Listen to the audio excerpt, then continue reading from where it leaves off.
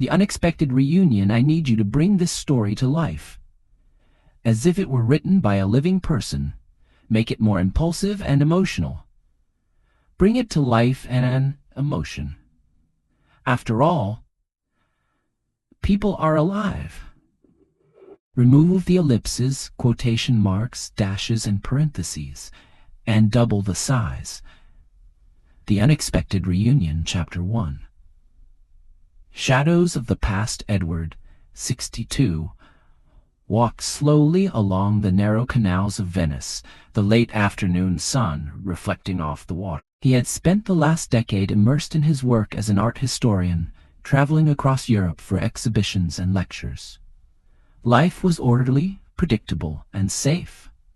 But a part of him remained restless. It was in a small café near the Rialto Bridge that he saw her, Clara, 60, a woman he hadn't seen in over 40 years. She looked almost the same, though wiser, her hair streaked with silver, her smile carrying the warmth he remembered from college days. Clara noticed him at the same moment, a flash of recognition, a heartbeat, and then hesitation. "Edward?" she whispered, almost unsure if it was really him. "Yes, Claire, it's really me," he replied, his voice trembling slightly. They sat down at a small table, the sounds of gondoliers singing and tourists chattering around them. For hours they talked. About the years that had passed, the choices they had made, the loves lost and found, the children raised in different countries. Edward learned that Clara had become a literature professor, had traveled extensively, and recently retired. She spoke of her life with gentle humor, tinged with nostalgia. Edward shared his own solitude, his late wife, and the quiet ache of years without close companionship. By the end of the day, as the Venetian lights began to shimmer on the canals, both realized that their bond, once interrupted by time and distance, had quietly endured in their memories. A journey through Tuscany. Clara suggested a trip to her favorite place, Tuscany. Edward agreed without hesitation, feeling a thrill he hadn't felt in decades. They rented a small villa amidst rolling hills, vineyards stretching to the horizon. Days were filled with quiet walks through olive groves, wine tastings, visits to local markets, and laughter as they tried to recall their youthful adventures. In the evenings they cooked together, sharing memories and stories of friends long gone. Yet beneath the joy, old insecurities surfaced. Edward wondered if reconnecting so late in life was wise, whether they could truly embrace love after decades apart. Clara, too, admitted her fears.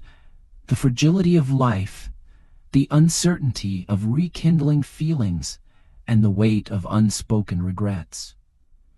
One afternoon, as they wandered through a sunlit vineyard, Edward stopped and looked at her seriously. "Clara, do you think we can do this? Start something real now, after everything?" She smiled softly, her eyes glistening. "I don't know, Edward, but I think it's worth trying. We have one life left to live fully. Why not?" Chapter 3. Embracing the present, weeks passed, and their bond deepened. They danced under the stars in the villa courtyard, explored medieval towns, and sat by the Arno River in Florence, watching the sunset paint the city in gold and pink. They discovered that while decades had changed them physically, the connection they shared, the laughter, the understanding, the emotional intimacy, had only grown stronger. Every conversation, every smile, every shared meal felt like reclaiming lost time. One evening, sitting on a terrace overlooking the Tuscan hills, Clara said quietly, "Edward, meeting you again.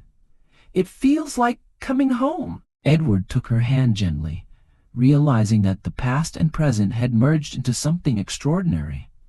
"Clara, it's like we were always meant to find each other again," he replied. The story closes with a view of them walking through golden fields, hand in hand, embracing the beauty of the present while honoring the lives they had lived. The reunion wasn't just a rediscovery of love. It was a celebration of friendship, memory, and the courage to start anew, even after decades.